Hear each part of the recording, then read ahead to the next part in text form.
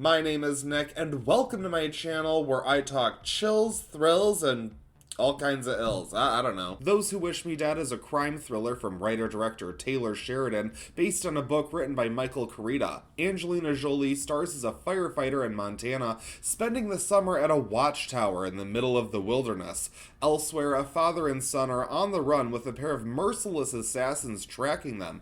Their paths collide in a tense fight for survival. That's kind of the boring synopsis, and you probably already know more about the movie just from looking at any of the promotional material. If you've seen the trailer, well then you've already seen the movie. And that's where I've decided to do a spoiler review for this movie. I mean, it's been out for several weeks now, but if you don't want Those Who Wish Me Dead spoiled for you, if you haven't already seen it, well then go watch it and come back and finish the video. Shout out to JB for requesting this review. You want a review? You get a review. This movie is being sold as Angelina Jolie playing this firefighter protecting a kid during a wildfire as some killers are on their tail. That's a lot, and it's all very interesting, but that's really the end of the movie. Like, that's where we end, not where we start. Taylor Sheridan has really impressed me as a filmmaker. Even though I'm not really into most of the subjects of his films, he still knows how to technically make a damn good movie. My biggest problem with most of his films, though, as a whole, I'd say he's really good at getting a story going for the first two acts, but then in that third act, kind of drops the ball. Here it's kind of the same and the opposite, in that the film is kind of business as usual for the first 2/3 until we get this wildfire at the end. But once we got there, I kind of felt like the first 2/3 were actually the more exciting portion of the film. I'm all for simple storytelling, I prefer it in fact, but I have to say that I just didn't really feel like there was enough there in that build-up to really make me care about the conclusion any more than I would care about reaching the end of any direct-to-Netflix movie. I have to give credit where it's due to Aidan Gillen and Nicholas Hoult, who play the villains. When this movie started, I was like, damn, this cast is stacked. I had no idea there were so many people in this movie. And while they do play pretty basic, typical bad guy characters, they really treat the material quite seriously and end up coming off quite menacing, and they really push the story forward. A hell of a lot more than that wildfire, that's for sure. Angelina Jolie is back, bitch, and she is here to let you know she's not going anywhere. I've always been a fan of hers. She has something about her that says, I have secrets, and I love that. She has like 3 crying scenes within the first 30 minutes of this movie, and I'm like, I get it, Angelina. You can produce real human tears without smearing your eyeliner. That's talent. I could probably watch Angelina Jolie do Sudoku, so it's really nice to see her own a role like this again.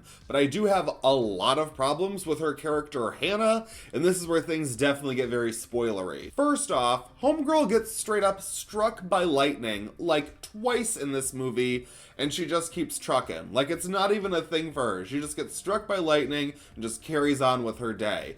Then, at the end of the movie, when she decides to face off against Nicholas Hoult, she immediately gets her ass kicked. Like, part of me honestly thought for a little bit there was gonna be some sort of, like, superhero subplot or something crazy enough to justify the fact that she jumps off of a watchtower and is fine, and then also gets struck by lightning and is fine. But then when we really need her to be a heroine, nope, she's just a regular old gal. So much of the movie is grounded in reality that those scenes actually took me out of my viewing experience and had me laughing at the screen. As I sit here now analyzing the film as a whole, I'm honestly not sure why on earth those scenes were in the film at all. Maybe lightning isn't what I think it is. Maybe this is some bitch-ass lightning. I don't know. Last I checked, that shit can kill you. While I'm talking about the ridiculous lightning storm, I have to bring up what I thought was a very clear missed opportunity. Because we see the villains start this wildfire with some flares, and obviously it's to show how purely evil they are. They're willing to burn it all down just to get what they want.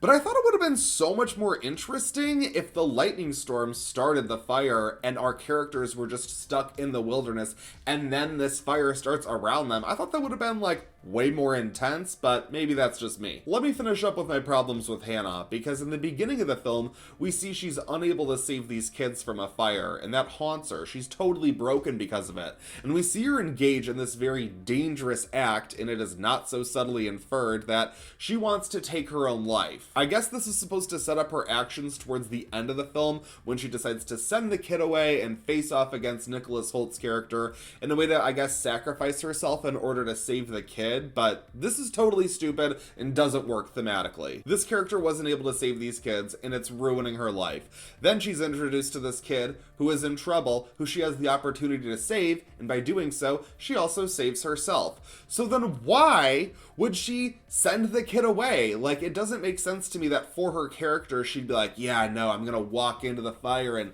hopefully the kid makes it out. I'm sorry, that does not work for me. Wouldn't she stick with the kid to ensure his survival? It just doesn't really make sense to me that she would feel the need to sacrifice herself to save the kid when it's not like it's only one or the other. They both could have just left.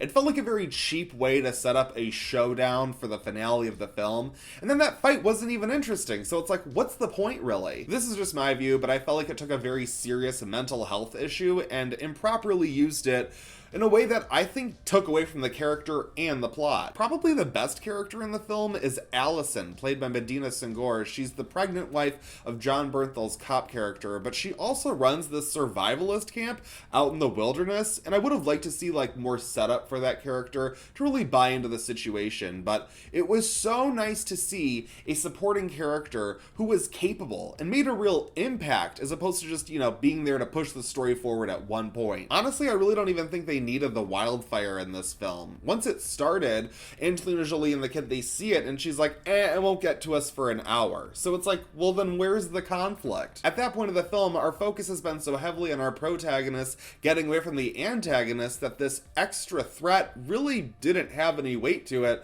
I just didn't think it was used in a very effective manner. For concept, I'm gonna give Those Who Wish Me Dead a 2.5 out of 5 because I do think it has a unique premise. I just don't think it really does anything with it. For execution, I'm going to give it a 4 out of 5 because, like I said, Taylor Sheridan sure knows what he's doing. I just wish there was a little bit extra. For entertainment value, I'm going to give it a 3 out of 5. I was really into it in the beginning, and I was actually thinking, man, I should be watching this in theaters, but as it played out, I was pretty happy to be watching it on HBO Max. For my official grade, I'm gonna give Those Who Wish Me Dead a 2.5 out of 5. While it has a solid concept, it relies on action thriller tropes of the 1990s to get the job done. What did you guys think of Those Who Wish Me Dead? Let me know in the comments. Thanks so much for watching this video. I greatly appreciate it as always.